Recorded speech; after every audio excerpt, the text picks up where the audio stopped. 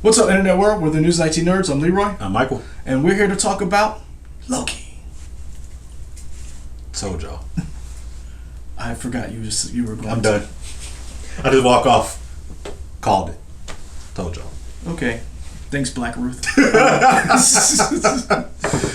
man. You were no babe. Yeah. I guess non-spoilers out of the way first, right? Mm-hmm. I enjoyed the first episode. I think it set up a nice little premise. I enjoy the chemistry between Tom Hiddleston and is it Owen, right? I always get Owen and Luke. Owen Wilson. Because Luke Wilson is the lower tier of the Olsen brothers. Yeah, I said it. Owen is the better Wilson. Oh, okay. Just like Chris is the better Hemsworth.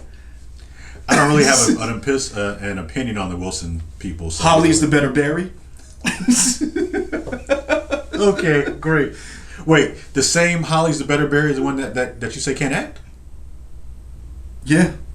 All right. Friend of the show, Holly Berry. Great. We'll discuss this when we get an interview together. Yeah. Holly. Okay, great. I'll be like, Holly, here's my credentials. Here are yours. Oscar winner, Emmy winner. Yeah.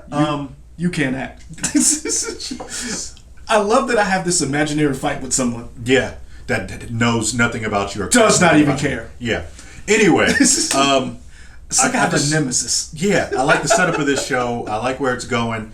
In terms of drawbacks, I think there are some character motivations that happen kind of fast over the course of 45 minutes or whatever the episode is. But overall, I mean, it's another winner for me for Marvel Studios and their TV shows. Go back to that one part you just said, the character motivations. We'll get to that. Keep that in mind because I want to know why you said that or what your... Sure.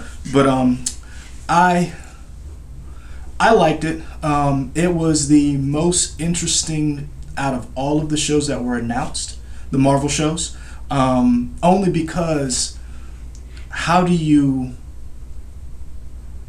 what do you do with Loki that I'm not going to say that you hadn't already done, but he's already an interesting character. Mm-hmm. Is it one of those things where you just keep the interesting going, or do you try to go in a different direction? And I think this is this show is going to answer that. I am always for seeing more of the weird of the Marvel universe, sure. The Time Variance Alliance. Yeah, that. When I say that's a deep Marvel cut, that's a deep Marvel cut, and for them to bring that to the forefront. So, is the Time Variance Alliance is it a major player right now? No, so it comes up every once in a while. It comes up every once in a while, but it's never. So when you think of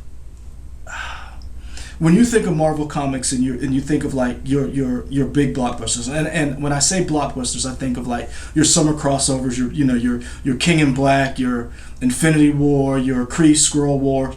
The Time Variance doesn't play a huge part in a lot of these skirmishes and a lot of these things, which I find very interesting that they went that way, because it's oh wow, you guys are really digging deep, which is fun and it's interesting, but I honestly kind of think they had to after Endgame. Yeah, that's my take. So I really like it. I'm not going to go into spoilers, but I really want a making of for this show because I really want to see what was the ideas behind the set design, the special effects, when we see the actual Time Variance Alliance and where they're located. That just screamed old school science fiction to me. That I was I have not seen that in years, decades. I mean, this show kind of does make some changes. I mean, if you pay attention to what they're saying, at least I think that they make some changes to the status quo after Endgame and what that means. I think I disagree with that, but but we'll go into it. So I would say for those of you who have not seen it, if this is non-spoiler, I would definitely say this is something you want to see, but you don't have to. Sure. I really it doesn't fill in any gaps as of yet. But it is a very interesting take on a very fun character. I wish you well on your adventure because I think it's going to get very weird. Okay. So go see the show. Is what we're saying. I give it 4.5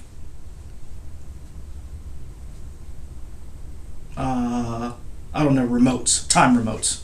Okay. No, four. I give it four. Okay. 4 time remotes. I give it 3.5 out of 5 wrist bracelets or neck bracelets. Oh, see, I wasn't trying to go there.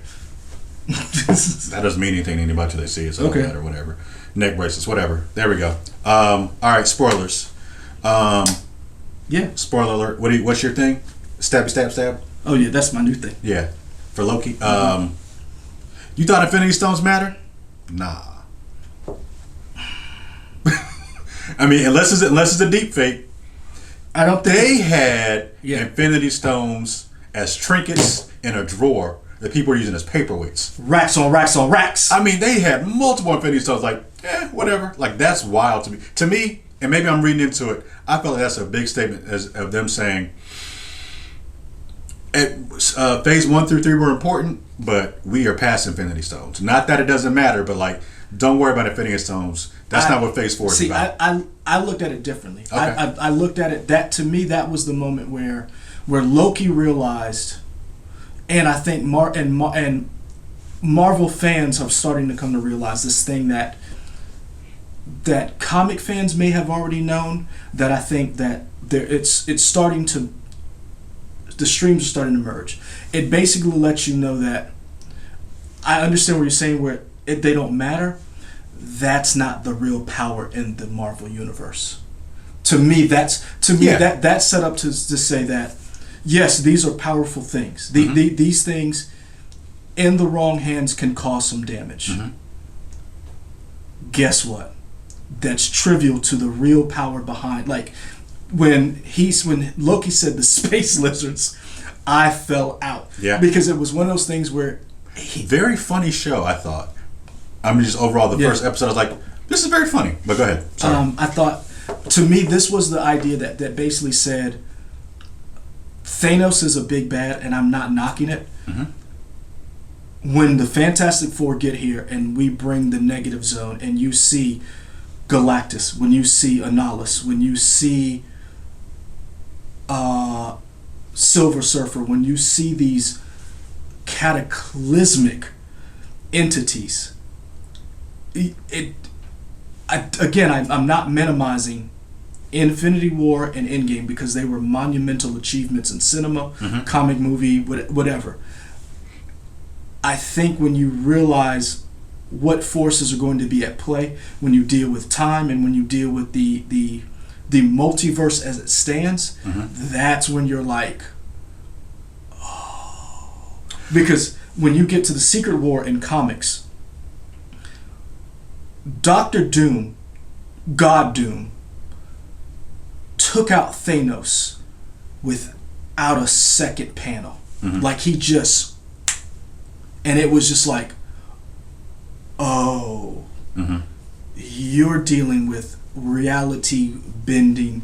You're not dealing with just, oh, I'm gonna wipe out like you're dealing with, I can create reality, and without using Infinity Stones. And that is what I think that is what they're ultimately building up to. Okay. I think that was their idea of saying that's like, do you remember in Conan when James Earl Jones said, "That's power," when he made that girl jump? That was that moment. Okay. Like you thought the beginning of the movie was effed up. Let me show you what I can really do. Maiden, come to me, and she was like.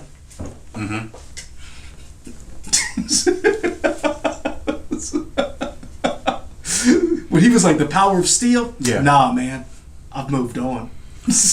Okay, so you did a better job explaining. I agree with everything you're saying, and I think you explained it better than what I was saying. So it's not that the Infinity Stones aren't important. I guess what I was trying to say is they've moved past that, and there's something bigger coming. So you did a better job of saying it. But to me, it was just kind of like they made it seem so trivial that they were paperweights. They were just like, they're great. And Loki kind of talks about, he's like, because he gets the Tesseract back in his hand, and he thinks it matters until he realizes that there's so many of them. He's like, oh, this isn't real power. Not only that, he couldn't use it. Yeah.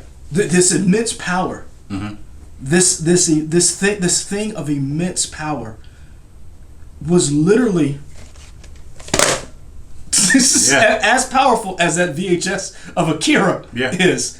Yeah. And that, when you think about Loki and everything he's tried to do, when he's always wanted to get his hands on one of these Infinity Stones, he's burdened with glorious purpose, and he opened a drawer full of them. Yeah. And they were like you said, they were paperweights, and he was like, that I think was a huge. That to me, that what goes back to when you were saying that a lot of character motivations happen in 45 minutes. I think, to me, it didn't really happen. It wasn't a lot. It wasn't too much to ask, because when your entire life was changed in a moment, when you have the thing that you want, and it doesn't mean anything, that's, again, remember, this Loki is the Loki right after Avengers. This isn't Loki who's had this is Loki. I went to the This Mad Loki Titan. hasn't had the growth yet. Well, not only that, I went to the Mad Titan. I was the one who said, I'm going to make this happen. I got my ass kicked. And I get the thing that I had, and it doesn't even matter. Yeah. To me, I felt, when I say like the character motivation seemed kind of fast, I almost feel like the show kind of cheated, because we had that Loki that had the growth. Then they killed him, so they had to go back to 2012 Loki. And I feel like he switched from being this guy burdened with glorious purpose to, I'll help you. And I felt like they set it up, and they showed, what it's Freya dying. They showed him dying, and I guess those are the motivation. Like, oh, maybe I should change stuff. And they had a really good. Tom Hiddleston, I think, killed it. He had a really nice scene talking about, the weak they try to use power because they're weak, so they make other people scared. He did a better job of saying it, but I felt like it was nice, but I don't feel like it was earned. Well, this is where I will. This is the God of lies, and so you're saying you don't believe what he was saying? Nope. I think he understand. I looked at it as the same way they did the whole multiverse branches. Here's one Loki. That Loki died. Here's the other Loki. That Loki saw the other Loki die. Oh, blank, I gotta change how I do things. That's what I saw. Okay. Because I don't believe, even in Loki's, even when it took us Thor Ragnarok to get to this self-reflective Loki. Even when he had the opportunity to do better, still didn't do it. He had to be forced to do it. So I don't believe he changed in that instance. I think he saw an opportunity that he knew this isn't working. I saw part of my future. I went down a path because he didn't experience those character growths. You're right. I think it had a profound effect on him, but I don't think it had the effect of, oh, I'm a good guy now. Okay. I think it had the effect of, so how do I get out of this? Because they're a little more powerful than I thought. Yeah. And I thought I knew power. And what do I got to do to remedy this situation? Sure. So that I come out on top. Because that's what Loki's always been about. So that's why I said I disagree a little bit, because I don't think he changed. Okay. I don't, as far as like being a good guy. I think he changed how Tactics. He went. Okay. So we talked a lot about Loki, Tom Hiddleston, great performance. I think you agree, great performance. Or you liked his performance? Oh yeah. Yeah. He didn't phone it in. No, and to me, it looks like he's enjoying the show, and people are enjoying being in the show. They kind of gave him the Marvel hero thing of showing off his abs, and to me that was interesting, because they always find some way to put the hero in shirtless, like this is your hero. I think they kind of turned it on their head a little bit. If you think about it, like all the big Marvel heroes have their shirt off at one point. Well, I mean, they always do, unless you're a purple monster, they always show their people as attractive. Right. But what I'm saying, this is the first time we've seen Loki as that. To me, that's really. What I'm saying is, I know people find Loki. Find Tom Hiddleston attractive. What I'm saying is, in terms of calm down, internet. What I'm saying in terms of the MCU is, there's always that one shot of a hero where they take his shirt off and they give him that little time, whether it's Paul Rudd, whether it's any of the Chris's, whether it's Iron Man, you know what I'm saying? They all show the abs or whatever. They gave him his shine here as saying, to me, it's like here's your hero slash anti-hero for this quest. That's how I took that. See, I took it as, oh, y'all thought he was sexy before? Okay. Because I say that to go also with when the show starts and Loki disappears to Mongolia or whatever, he's in the desert, a la Iron Man 1, with the same kind of setup in terms of debris strewn around him in the desert, not knowing what he's doing. I feel like it was kind of shades of them kind of saying, here's our new hero for the time being who's setting up phase 4. See, I didn't see that. I saw it as, so Loki is gender fluid. Tom Hiddleston has announced that. Marvel is leaning into it, and it's funny that we're in Pride Month and we're discussing this. Marvel has made, Kevin Feige and other people have made very big strides to say, we as a company have started in one position, but we are trying to change. Kevin Feige even admitted that I made a mistake when we cast Ancient One or whatever. Tilda Swinton. We should not have casted the Ancient One as Tilda Swinton. He was like, and they have made it. To me, I looked at it as, we're going to lean into our characters, whether good or bad, giving you kind of what you wanted. So, like, remember when Baron Zemo did the whole dance, and then Marvel released a whole hour of Zemo dancing? Doing that clip I feel like that was kind of like fan service. To me, that was more or less like, oh, y'all thought he was sexy before? Okay. Sexy Loki. And I was like, okay, that's going to be a gif. Okay. So I looked at it like that, because I've seen Marvel attempt to try to not necessarily right wrongs, but at least be more inclusive in saying, hey, this person is this person is that. We're going to make an attempt to show that we are trying, because there's no reason Marvel should have taken that long to make a female-led movie when it took to get Captain Marvel, and we still haven't got Black Widow. Sure. As when this goes up, Black Widow still will not have been out. Yeah. And that is a travesty that you've been able to do all these other movies, but you hadn't been able to do Black Widow. So we talked about Loki again. What about the side characters? What do you know? To me, Marvel. So this is my big issue with this show, and I only have one. Like it just started. You can tell this is their first Marvel show. Remember, correct me if I'm wrong, Internet, because I know you will. Loki wasn't Loki the first Marvel show announced? I don't remember what they said when. I can't remember. I don't know. This Loki looks to be the first show that was done, because Loki does. So the thing I noticed was, you mentioned Coulson, but you don't mention Coulson's alive.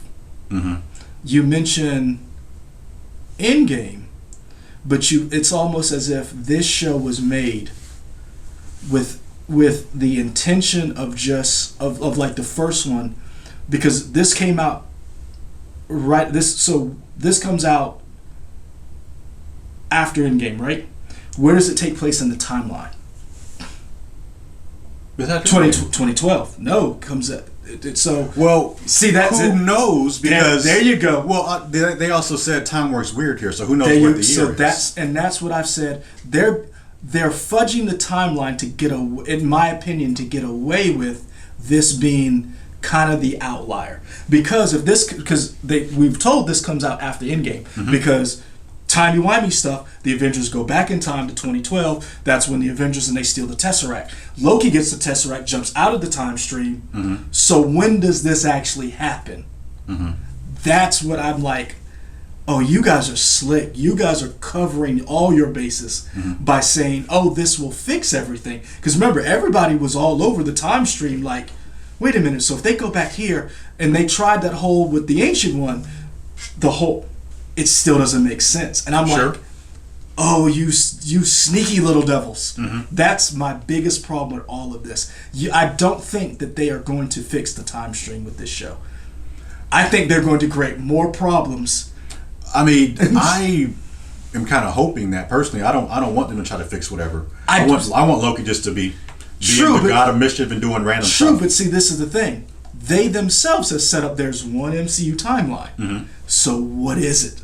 Well, whatever the sacred timeline is. But that's my point. That's what I'm saying. Because my question is, because I have a lot of questions, and I know this is first episode, and Marvel has done a good job. I'm not knocking what they've done, but when you do a time show, you inherently are screwing up the time. You're never fixing it. Sure. So that's what I'm like.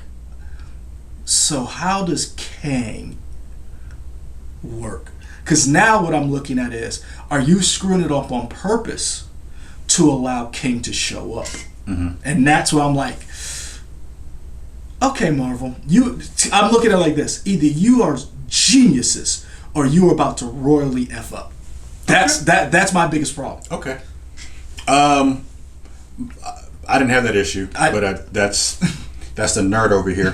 Us cool jocks didn't think like that.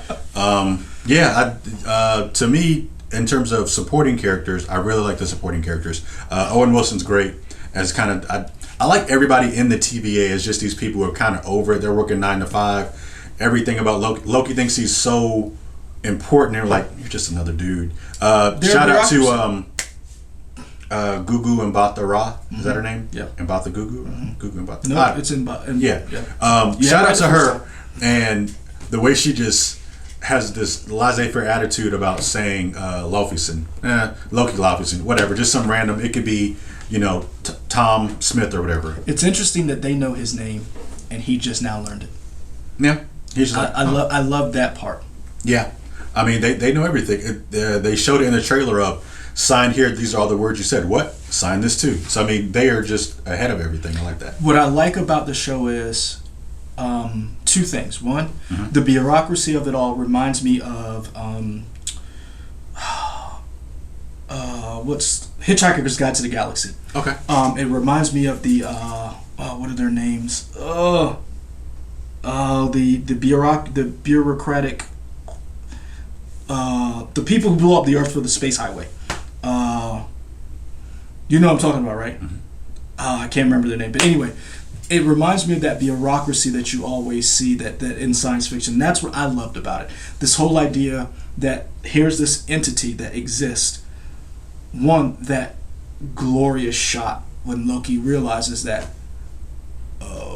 yeah, this is real. This isn't some imagination or illusion. I love that, but I love the idea that this bureaucracy has been existing over time and still uses archaic and even though they have up to date and even advanced weaponry and science and all this other stuff, they still use rotary phones. They still use typewriters. It kind of reminds me of when Archer first started. They never said what the time of Archer was, but the way they dressed in the cars, you're like, maybe it's the 80s or 70s or something. It could be whatever. I kind of feel that same way here with Loki. See, I got the Hitchhiker's Guide to the Galaxy. Okay. I got that bureaucratic, okay, we're gonna, when Loki was talking, he was like, sign this, and this, and I love that part of it. I'm very invested in this because to me, this is the thing that I noticed and again, as I was watching it, I knew they said they were tracking him, and the reason why I did the whole stabby thing because that's Loki's thing. He's the man with the knives. Owen Wilson said the reason why they needed his help was because the variant is him. My question is, did they unleash this variant to begin with? Because the thing that I find interesting is that he said, I'm showing you your life. We know that based on this whole show, that's not the only Loki that out there. So, you think the big bad is another Loki? He said it was Loki. Wait, hold on. He said, we need your help to catch this variant. Because Loki said that. He says, because you're the variant. So, how is this variant able to stay ahead of you? Two, because remember when Owen Wilson shows up in court to rescue him before he got reset, she knew, your girl, Guga, knew what he was about to do. And she was like, if this doesn't work, this is on you. So there's something going on previously to Loki showing up that we're not aware of. And we know at the end of the show, we see the Minutemen show up. Was it Oklahoma? Oklahoma, 1850. Maybe. I think it was. I Oklahoma. thought it was like a. I thought this. Yeah, maybe. Hold on. It was Oklahoma. It was. Hold on, I got it here somewhere.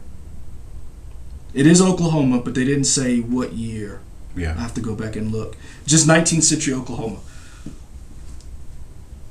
So, is that Loki who sets that field on fire? Mm-hmm. Because that's because remember the little boy at the church or whatever. No, that was a monastery, wasn't it? Was it? Yeah. Some religious temple building. Yeah. He had kablooey gum in his hand, and he pointed to the devil.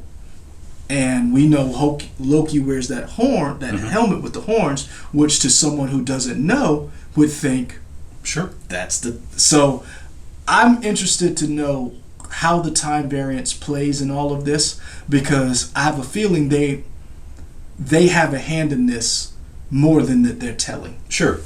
As in, oh, we messed up. We need to fix our own mistake. Sure, could be. Or we didn't catch our mistake. Or we didn't catch you the first time you got the Tesseract.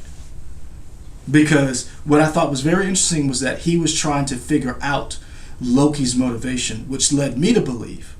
He's talked to a Loki before. And not just he's talked to a Loki before, you've talked to a Loki after he knows what his motivation is. So you caught him as soon as he hit that Tesseract.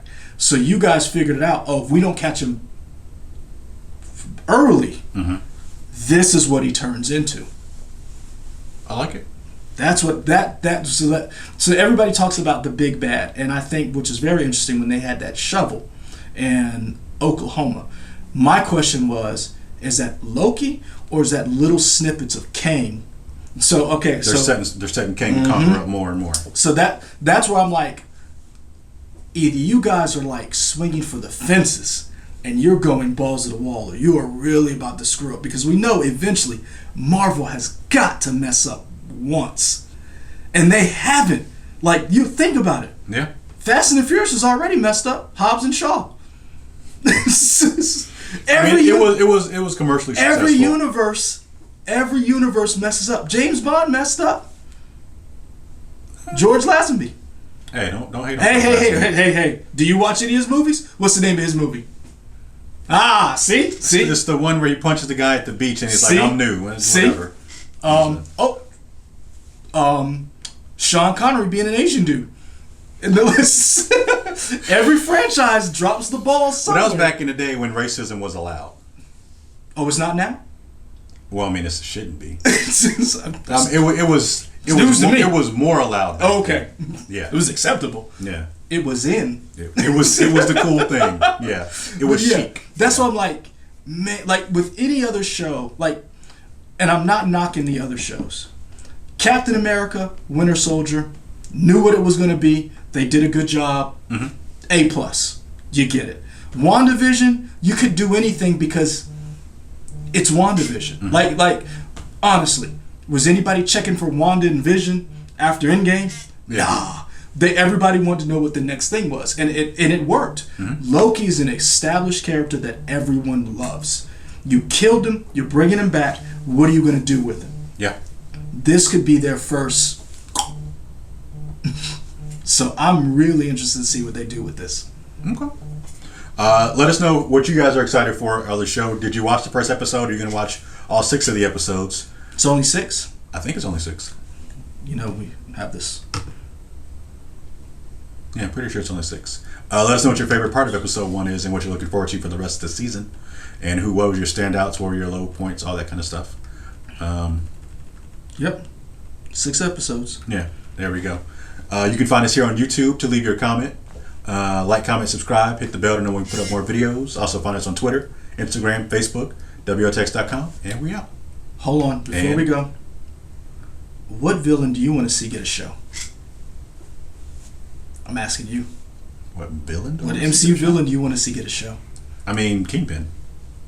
Really? Yeah, Kingpin was great. Let him. Vincent D'Onofrio was awesome as Kingpin and Daredevil. That's a deep cut. Okay, Yeah, sure. that came right off your tongue too. Yeah. Bravo, sir. I mean, to me, I feel like he's the standout villain in terms of stuff. I really enjoyed him in Daredevil. I'd like to see him do more. Thanos is awesome. I'm not saying Thanos is awesome. Michael B. Jordan is awesome, but like, it's interesting. Awesome. It's interesting that you said that. I would not have expected that. Yeah. Who for you? Oh, always my all-time favorite, Magneto. Oh, okay. I thought it had to be like MCU stuff that already. Oh, it is MCU. We're going to get the X-Men, and so Okay. when it does come, when we finally get that, Magneto to me should be the anti-hero who gets his own show. Got it. And because that is one of out of top 5 characters. That's one of my favorite characters of all time. Okay. I mean, as an X-Men, him and Rogue, loved them as a couple. They were a couple. Yeah, I'll teach you about that later. Okay. Savage Land. Later.